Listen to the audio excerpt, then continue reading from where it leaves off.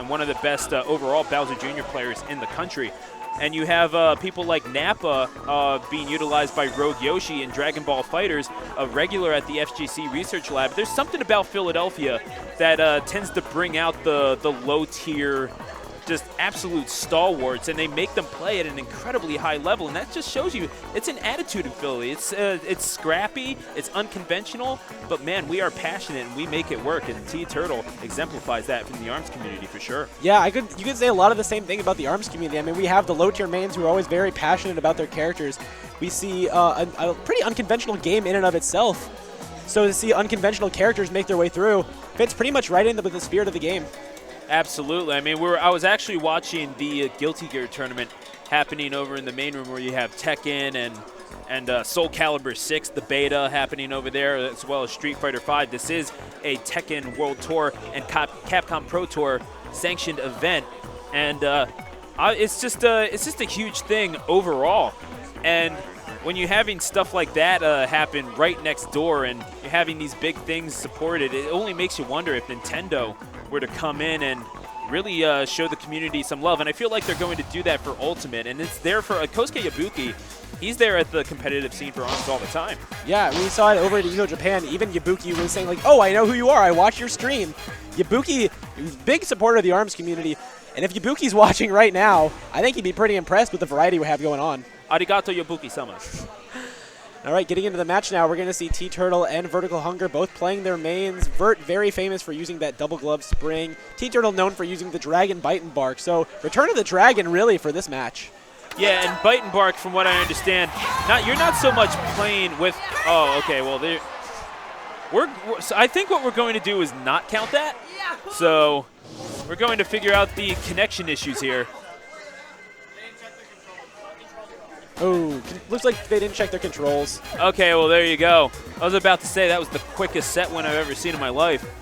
And no, that's certainly not going to be the case. VerticalHunger and Tturtle getting ready for losers round 3 action. The winner of this will go on to face the loser of the Superior Fan and Kumo match. And Kumo, quite the, you talk about X Factors in the tournament, wound up beating Urine in the winner's bracket to send him down to face Endman. Yeah, Kumo's one of the up-and-comers we've seen recently, known for his Kid Cobra online. I believe this is his first offline to ever attend. So the fact he's made it this far, great for him, showing he's not a Wi-Fi warrior. He has the skills it takes in order to make it in an offline bracket. Absolutely, shining under the bright lights, but there are none brighter than the top 8. So we'll have to see if he can hold up under pressure or if he will fall to his superior in Superior Fan, looking to assert himself as the top brass in the tournament. Now going in, See we're what going. I did there? I like it. I like that. Follow me on Twitter at StuTheAnnouncer, everyone, and Byte&Barq. Now, Byte&Barq versus Springman, this is to be expected, but from what I understand, this is Byte&Barq is one of those unconventional characters where you're not necessarily playing ARMS, but you're kind of playing Byte&Barq in ARMS, if you know what I'm saying. Yeah, when you're playing Byte&Barq, you gotta manage Barq. You gotta make sure he's not dying. You gotta keep yourself up on Barq if you really want to capitalize on getting that charge and the deflect hitbox. And we're seeing Tturtle there, hopping up right onto Byte&Barq. Though Vertical's going to knock down Barq there, get a nice grab out of the hot pocket of, Buster Beach. Absolutely, and what we're seeing from Tturtle right now is definitely some unconventional offense, having a little bit of trouble negotiating that Springman at first, but seems to have found a rhythm. He's got VerticalHunger down to his last half of health, and again tags him in midair using that high-flying vertical offense, ironically against VerticalHunger. But here comes the rush. Tags him for quite a bit of damage, has made up the difference just like that. But here comes the rush from Barq and Byte, and it's just not connecting. Although he does get 235 hit points worth of damage. That's not bad, but again, not exactly what Tturtle wanted. Yeah, now he deals with the permacharge mode that Springman has, below 25% health. This is a bad position for Tturtle. He needs to get out of that corner and fast. Yeah, next hit will confirm this. Oh, and that's going to be goes. confirmed by VerticalHunger with the Chakram into the toaster. And that's going to take round 1 for Vert. Oh man, he is hotter than a Pop-Tart fresh out of the toaster, let me tell you right now. And VerticalHunger, he is 1 game away from sending this to 1-0 It's exactly the sort of position that you want to be in. But speaking of positioning, Tturtle absolutely sealed his fate by getting himself into that corner. And while Byte&Barq is definitely a vertically inclined character, there's still very little that you can do in terms of side-to-side movement, as VerticalHunger is seen right there. I mean, got caught in the corner, but Tturtle again backing off to reassess his offense as well. A rush by VerticalHunger will just about even things out, but again, Tturtle sort of in the driver's seat.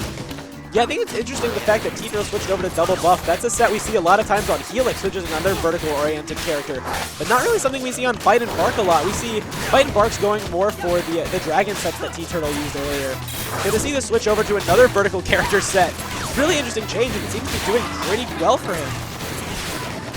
And here you see he has not taken a lot of damage in the past 40 seconds at all. The rush coming in from VerticalHunger. Oh my gosh, two VerticalHunger I should say, and Tturtle. Yeah, that is a well-earned victory in round number 2. We are going to the decisive 3rd round here.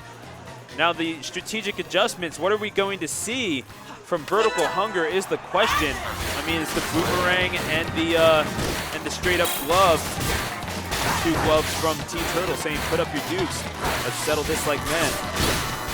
Yeah, and we're seeing now Tturtle is going to get knocked down right away. VerticalHunger using that opportunity he has on the knockdown to kill Barq, and will put him back here in the corner. Barq will wake up soon, and Barq is going to come back right as Tturtle gets his knockdown. Oh, but in the rush, in the corner, nowhere to go for Tturtle, and he is going to eat all of those, but the rush coming right back out. Oh man, I mean like a trapped dog in the corner fighting his way out, scrapping his way, and Tturtle scraps his way to a 3-round victory in set number 1. I should say game 1, I guess, in this 3-game set. Not really sure how we're going to word that, but folks, regardless of what it is, it's a 1-0 advantage for Tturtle right now, and that was well earned, Hamma. Yeah, I think it was a really good choice. I'm not sure who banned what stages first, but it was a great stage for Tturtle in order to go to Buster Beach, since it does give him kind of a room to escape and set up his little Barq traps. And the fact that Barq can fight back, even while Byte is positioned in the corner, does give him a little bit of a way out. And we saw that happen a couple times where Barq just messed up what Vert was trying to do, either burning his deflect or deflecting his punch.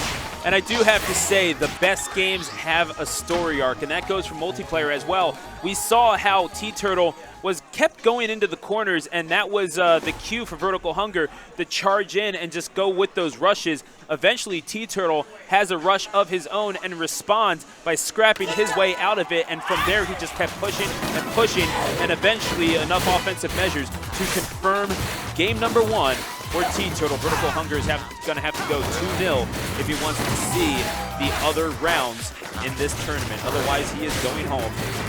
When we go to game 2, we're going to go to Via Dolce again here. Looking like almost a repeat of the last set we saw. Byte&Barq here going to have a little bit of an issue as soon as Vert gets into the corner and knocks down Barq, since he doesn't really have any abilities outside of Barq. But right now, Tturtle's using this really well. Already got Vert down to a quarter of his life. Absolutely, and Tturtle letting VerticalHunger come to him, and he is just meeting him every step of the way with these punches. He is doing incredibly well, just staying out of range of those punches. And up until that point, I believe Tturtle was still sitting on a perfect until he got hit by that charged Tri-Bolt. I believe that you are right, and he's just down to quarter of his health right now, and VerticalHunger having to swing for the fences. He really doesn't have much of a choice. He is going to get decent damage on the rush here. Tturtle needs to be careful. Oh my gosh. Go ahead and squint to see if you can see that last pixel of health. Oh my God! Good boy, Barq! Catches him on the get up. That is the goodest of boys right there for Barq. Oh my word, Barq breaking the arm of VerticalHunger. That's not something anybody would have expected. Oh man, Robo-Doggos are the best doggos, folks. Yeah, we can tell. Quote me on that. We can tell Vert's not very happy as we're seeing him go in right now, already unrelenting pressure. Gotta get Barq down if he really wants to get in though, since Barq is giving him a harder time here.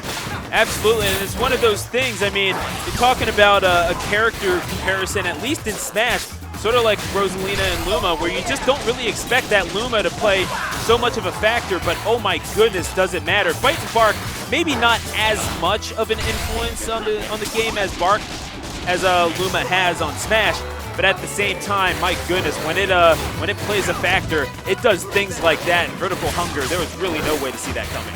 Yeah, it seems like Tturtle knows what he's doing with Barq too, since some people seem to believe that that Barq is kind of acts on his own randomly, but really there is some timers. Like if you time your punches, then there is a timer for when Barq will punch afterwards.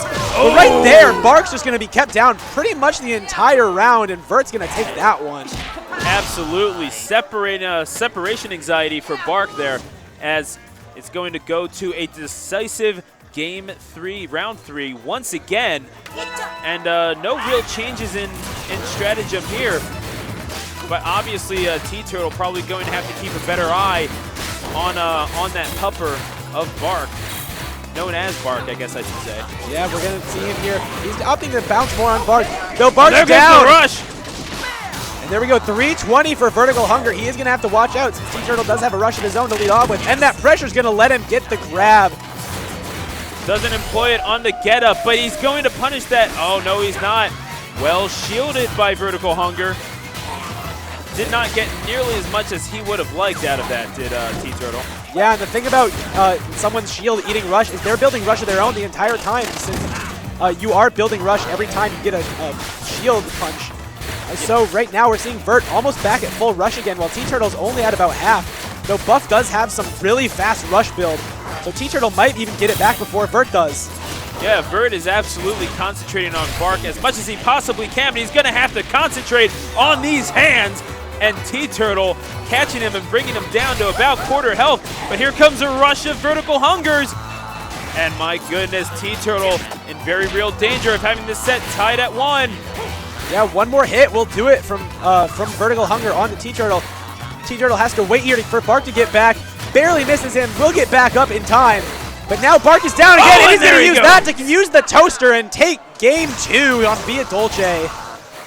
Goodness gracious.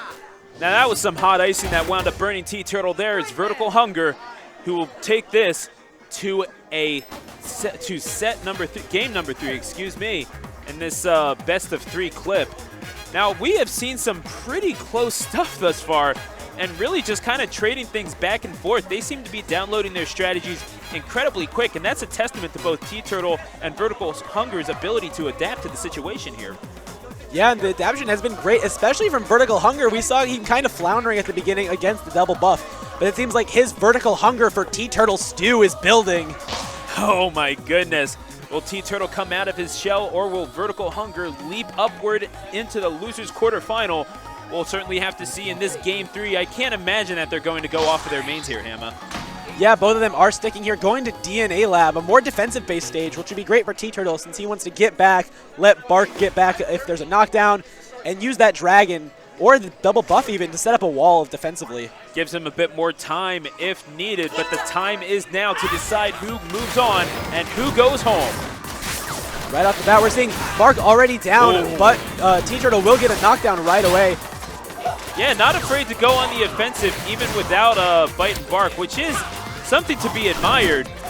But he's still, yeah, there you go. Hiding behind those pillars, waiting for Barq to come back.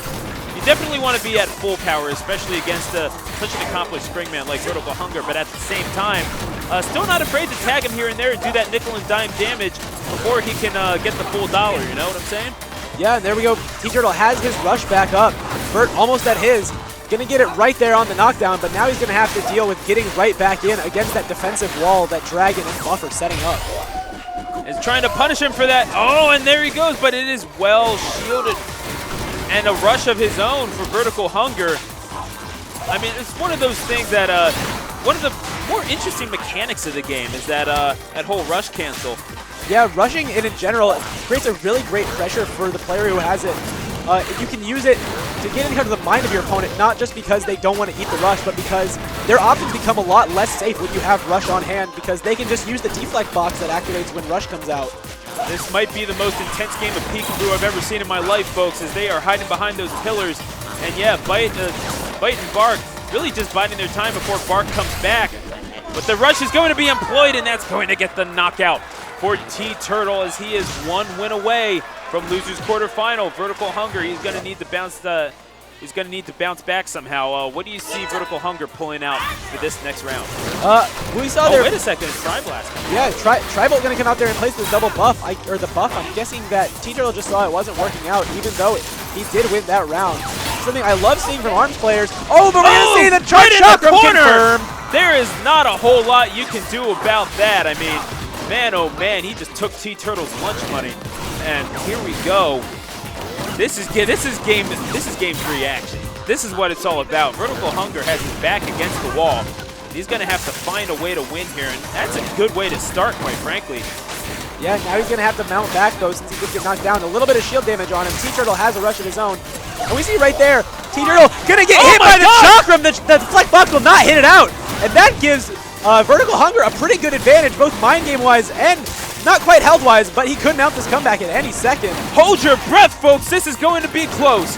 VerticalHunger trying to mount a comeback here. Tturtle trying to stay on the advantage again, using the verticality that Byte&Barq employs, and that's going to do it. Tturtle with the pop-off and a well-deserved victory. I mean, VerticalHunger gave it everything he had. Hats off to the way he played, but it's going to be Tturtle moving onward and upwards into the loser's quarterfinal after a 2-1 victory. Hamma, that was incredible. What was the turning point for you in that match? I think the part that Tturtle did the best there was, you know, despite Vertical's name being Vertical, he went up in the air, got that dragon positioning, used it to make Vertical move into positions he didn't want to be in, punish that with that Tri-Bolt, get the stun into a grab. That's kind of the snowball effect that you can have when you have that advantage right away. Absolutely, the elemental factors that that play into the things that you equip and everything like that. I mean, definitely coming into play for Tturtle, and I mean that changeup, that strategic decision in Game 3 of round 3 of that third game, that paid dividends hugely, and that's basically what allowed Tturtle to advance, is what you're saying. Yeah, I think that was a great change by him, and I think that was probably what allowed him to take that, since we saw the buff wasn't quite working out. He kept getting deflected by the toaster and by the chakram, but using that change gave him a huge advantage and allowed him to take his way over to losers semis, I believe. Quarters. Quarters. Okay, losers quarters.